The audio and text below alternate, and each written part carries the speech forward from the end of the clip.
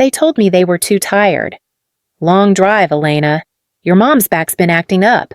We'll be cheering from home, sweetie. That's what Dad said when I called to confirm the seat count.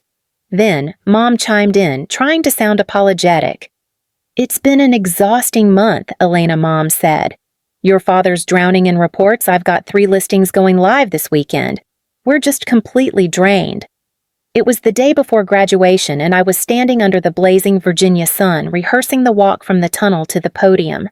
My gown stuck to the back of my legs. The dean handed me a small card with my name printed in gold. Valedictorian, it said underneath. You'll be sitting here, she said, pointing to a metal folding chair center stage. And you've requested 3 seats in the family section? I nodded. Yes, 3. Even though by then, I already knew better. When practice wrapped, I ducked under the bleachers to check my phone. A text from Mom had come in during the speech rehearsal. We're just too tired to make the trip, sweetheart. You understand, right? We're so proud of you. Go enjoy your moment. We'll watch the stream. I stared at the screen, not angry, not even surprised. And then, stupidly, I tapped open Instagram. Savannah had posted a story 20 minutes earlier. She was holding a mimosa. Mom was next to her in a plush white robe. Their feet were soaking in rose-petal water smiles, wide matching spa slippers. Mother-daughter recharge dar wellness weekend. The location tag said the Willow Spa, Georgetown. I scrolled to the next clip, a boomerang of the 2 of them clinking glasses with the caption, "Sometimes self-care is skipping the noise." And then a comment from Mom, "Best day with my beautiful girl." I didn't comment. I didn't text. I didn't cry. I closed the app. I walked back to the dorm. I sat at my desk staring at the final draft of my valedictorian speech. It was full of gratitude, hope, the kind of language that sounds safe in a university newsletter. I deleted it and opened a blank page. The page stayed blank for a while. I didn't know what I wanted to say. I just knew I couldn't say what I had before. It wasn't just about the spa day. It was about everything that came before it. And it always came back to the birthday. I was turning 16. It was the kind of birthday you don't forget, except I almost had until I saw Savannah's photos years later. That year, I asked for dinner at the Italian place downtown. Nothing fancy. Just the 4 of us. Pasta and dessert. Mom said they were too busy. A lot happening at work. We'll celebrate at home. And we did. At home, I got a wrapped box on the kitchen counter, a leather-bound planner, and a note that said, "For the future you're building." It was practical, thoughtful in a way. I said thank you, even smiled for the photo, then helped Mom clean up the dishes. A few months later, Savannah turned 19, and suddenly, the backyard was strung with lights. A private chef came with silver trays, and a custom cake shaped like a Chanel purse sat next to a full karaoke setup. I watched her twirl in the new dress Mom had picked out, laughter echoing under the string lights. Dad held the camera like it was a red carpet event, capturing every smile, every pose. I stood at the sliding door, watching her twirl in the new dress Mom had bought her. Dad held a camera, snapping non-stop. Mom clapped along, shouting, "Look at our little star." They never called me that, not once. When I asked about it later, gently, cautiously, Mom said, "Oh, honey, you've never liked parties. You're our serious one. Our focused one," as if that explained everything, as if that excused never asking what I actually wanted. And maybe they were right. I was the serious one. I read before bed, not fashion magazines. I liked quiet bookstores, not brunch spots. And maybe I didn't sparkle the way Savannah did. But that didn't mean I didn't want to be seen. So I worked harder. At school, on essays, on perfect grades. If I couldn't be the daughter they clapped for, maybe I could be the one they quoted at dinner parties. But they never did. And now, on the edge of the biggest moment of my life, they were too tired, too busy, too drained, but not too tired for facials and champagne. Back at my desk, I wrote 5 words across the top of the page. This is not a thank you. Then I kept going. 3 weeks before graduation, I got the email. Subject line: valedictorian announcement. Confirmed. I sat in the quiet corner of the campus cafe, blinking at the screen. For a moment, the noise around me faded. It was real. Me.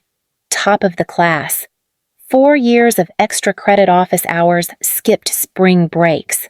I'd spent one summer proofreading essays for the department in an airless back room while Savannah was taking yacht selfies in Santorini. Now this. I called home with hands still shaking. Mom picked up on the third ring. I heard the background hum of HGTV. She sounded distracted. "Mom, I have some news." "Oh, hey, sweetie." "Hang on, these cabinets are hideous," she said with a laugh. "Okay, what's going on?" I swallowed. "I got it." Valedictorian. There was a beat of silence. Then, "That's nice, sweetie. So that means you're like—" What highest grades? I nodded even though she couldn't see. "Yes. I'll be giving the speech." Right. "That's great. Well, you always were our little bookworm." And just like that, she pivoted. "Did I tell you Savannah's stylist might be doing a shoot in Miami? It could be big for her." I didn't interrupt. I let her finish her story about Savannah's connections, who she was meeting, what she might wear. When I brought up the graduation date and said I'd be mailing formal invitations, Mom chuckled. "Oh, honey, don't go fancy with us. Just send a text." But I didn't want to text. I wanted something they couldn't swipe past. So I went to the little stationery shop near campus and bought thick ivory paper, hand-cut, decal-edged. I wrote out their names in gold ink using the calligraphy I'd taught myself as a child. No typos, no smudges. Inside, it would mean the world to me if you were there. That weekend, I drove the 3 hours home. Waited until after dinner after Savannah finished her long story about brunch with someone important, and Dad opened his second bottle of wine. I placed the envelopes on the table one by one. Dad raised an eyebrow. "You drove all this way, just for these?" Mom opened hers. "Oh, sweetie," she said. "You used the gold pen with the curly E's." "Savannah, look." Savannah glanced. Cute. Then went back to her phone. I stayed to clear the dishes. No one asked what I'd speak about. No one asked what it had taken to get there. The night before graduation, I couldn't sleep. Too much adrenaline. Too much silence. I'd practiced the speech 3 times, ironed my gown, laid out my shoes. Everything was ready. Everything but me. At 2:03 a.m., I gave up and reached for my phone. I figured maybe a congratulations text from a classmate or something light from Jessie to calm my nerves. What I got instead was Savannah's Instagram story. There she was again, lying back in a white spa chair, cucumber slices on her eyes, a champagne flute in hand. Mom sat beside her, grinning under a hydrating gold face mask. Their robes read, "The Willows Spa, VIP Suite." I tapped for the next clip.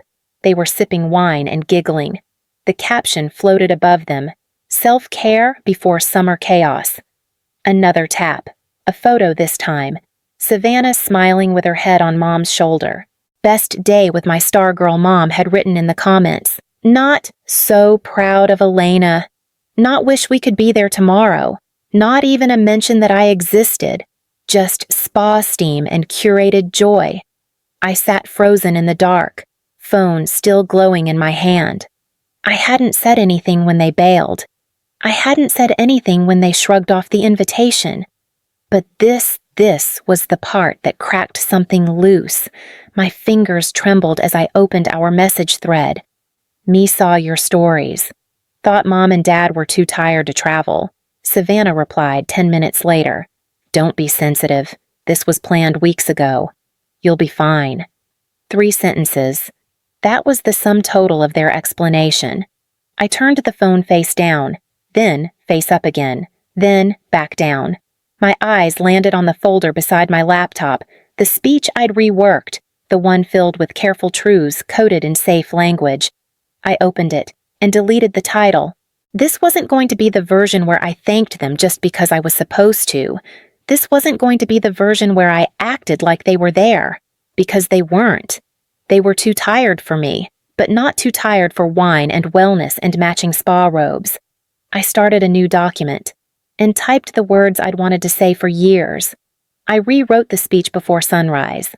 Not out of anger, not even spite, but because the version I had before didn't fit anymore. It was polite, polished like a Christmas card addressed to people who'd never read it. This time, I wasn't writing for them. I was writing for the girl who had celebrated every small win alone, for the student who turned down weekend trips to meet deadlines, for the young woman who stopped asking for attention and started building without it. The new speech didn't start with "thank you to my family." It started with "to those who kept showing up even when no one clapped for them, this is for you." I printed it on plain paper, folded it once, and slipped it into my folder, next to the old version, just in case I lost my nerve. By 7:15 a.m., I was dressed and ready. Outside my dorm, Jessie was waiting with 2 coffees and a wrinkled paper bag. "Muffin emergency," she said, handing me the one without blueberries. She remembered I hated them. Tom pulled up a few minutes later with a sunflower bouquet poking out the passenger window. He didn't say much, just gave me a nod and grinned. He didn't need words to say he was proud. We got to the ceremony venue early. The sun was already sharp, the folding chairs laid out in even rows on the field. There were signs taped to the front 3 reserved, Carter family still untouched. I didn't look too long, just enough to know. People started arriving in clusters, dads in pressed shirts, moms holding cameras, friends waving wildly from the aisle. There was a kind of soft chaos in the air, excited and expectant. Jessie squeezed my hand once before heading to her seat. A volunteer guided me behind the stage. I clutched the folder tighter, feeling the corners dig into my palm. The dean was mic'd up and smiling. "Ready?" she asked. I nodded. Not the kind you give out of politeness, the kind you give when there's nothing left to lose. When they called my name, the applause began, but I didn't hear it. Not really, because I was already focused on the mic, on the camera, on the words I was about to say, words they never expected, words they would never forget. The applause was still echoing as I stepped up to the podium. I adjusted the mic with steady hands. The paper didn't shake. I looked out, not at the sea of students in caps, not at the stage crew, not even at the president behind me. I looked at those 3 empty chairs. Then I looked straight into the live stream camera. And I began. "To those who worked hard to be seen, this is for you." My voice sounded calm, firmer than I expected. It carried. Not just across the field, but through the feed into phones, living rooms, wherever someone might be listening. To the professors who stayed after hours, who reminded us that questions weren't weakness. To the friends who knew when to knock and when to just sit quietly beside us, thank you. Soft smiles in the crowd, nods, real connection, and to those who believed in showing up even when it was inconvenient or uncomfortable or unfashionable. I didn't flinch at the word. Some of us didn't have confetti waiting for us at home. Some of us weren't born into applause. The crowd shifted, subtle but unmistakable. People knew what I was saying, even if I never said names. Graduation is about achievement, but it's also about being witnessed. Because there is a difference between making it and being seen making it. I could feel the camera holding on my face. Good. I requested 3 seats in the family section. They're still available. Silence. Someone coughed near the aisle and it echoed louder than it should have. If you've ever sat in a room and wondered whether your success counted because no one clapped, let me be the first to say it does. It always has. Jessie's eyes brimmed. I saw Tom give a low whistle through a smile. Some of us grew up learning that love had conditions, that pride had terms. But you don't have to wait for someone else's permission to feel proud. Another pause. So, if today you walked across this stage for yourself because no one else pushed you, no one else praised you, then I see you. We made it. And we made it honestly. I folded the paper and stepped back from the mic. Applause broke slowly. Then it surged louder than I expected. But I wasn't listening for that, because somewhere behind a screen they were hearing it too. And this time, they didn't get to interrupt. They didn't get to smile and spin it. They just had to sit and let it land. I opened the drawer, didn't change out of my gown, didn't turn on the lights, just sat down, pulled the drawer open, and reached behind the stack of pens and receipts. The envelope was still there, slightly bent, No return address. Just my name Elena in my dad's handwriting. The way he looped the E had never changed. He'd given it to me 3 years ago after we got pancakes to celebrate my university acceptance. He slid it across the table like it was no big deal. Just something I wanted you to have, he'd said. I'd read it once, folded it neatly and tucked it away. Tonight, it felt different. I unfolded the paper carefully as if the words might slip off the page. Elena, you always carry more than you let on. I see it. I hope you never forget that your quiet strength is still strength. You've earned everything coming to you. No matter where you go, don't let anyone make you small to feel seen. You already are. Love, Dad. That was it.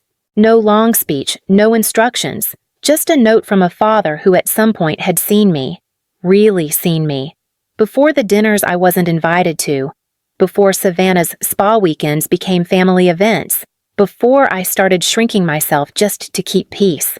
I held the letter like something fragile, like it might turn to dust if I breathed too hard. It had never been read aloud at a family dinner, never been framed in the hallway. No one had ever asked to see it again. But it existed. My phone buzzed on the desk, a message from Mom. We watched the stream. Your speech was, well, unexpected, but powerful. Call us when you get a moment, okay? And another from Savannah. Congrats, valedictorian. I didn't know you were feeling all that. Don't be so dramatic next time. I didn't reply. Didn't open Instagram the next morning when Savannah posted another photo, her in a robe, again captioned, True peace is choosing who deserves your energy. Mom had commented underneath, You are our sunshine. I didn't like it, didn't share it, didn't respond. Because I had something they never posted, didn't remember, didn't value enough to hold on to. But I did. And sometimes the things they don't frame are the ones you carry with you longest. 3 weeks later, I moved to D.C. The internship offer had come in a month before graduation copywriting for a digital magazine focused on women-led ventures. I said yes, without hesitation. It felt like a clean slate. My apartment was tiny with creaky floors and a window that caught exactly 15 minutes of morning sun. But it was mine. No framed quotes on the wall, no family portraits, just quiet space to figure out what I wanted to write and who I was when no one was grading me. I didn't call my parents, not out of spite, but because I didn't feel the pull to anymore. That thread had loosened. Savannah texted once, just one message the night before I left for D.C. I kept thinking about that speech. You were brave. I stared at it for a long time. There was no sorry. No, I should have come. But it also wasn't laced with sarcasm or condescension. Just honest, uneasy, maybe curious. 2 weeks into the new job, she messaged again. Want to grab lunch? I'll be in the city. We met at Union Market, neutral territory. No talk about Mom or Dad, no explanations. She didn't bring up the spa day. I didn't bring up the empty chairs. Instead, we talked about the food, about how weird it felt to be adults suddenly comparing rent prices and commute times. It was the first time in years we shared a meal without our parents' opinions hovering over us. When we said goodbye, she didn't hug me, but she looked like she wanted to. That night, I walked home past a flower stand and bought myself a small bouquet yellow tulips and baby's breath. Nothing fancy. Just something bright for my desk. I set up the self-timer on my phone and took a photo sitting at the kitchen table, smiling the flowers in my hand. I posted it on my new account. Not my family's Facebook page. Just my space. Mine alone. The caption read, It took 22 years, but I finally took a photo that didn't need to be approved. No one was tagged. No one commented. So proud, or our girl. And I didn't need them to. That picture wasn't for them. It was for the version of me who used to wait by the phone. The girl who used to scroll, wondering what she did wrong. This time, she didn't wonder. She just smiled. Because sometimes healing isn't loud. It doesn't come with applause or an apology. It comes quietly in the choice not to ask for permission anymore.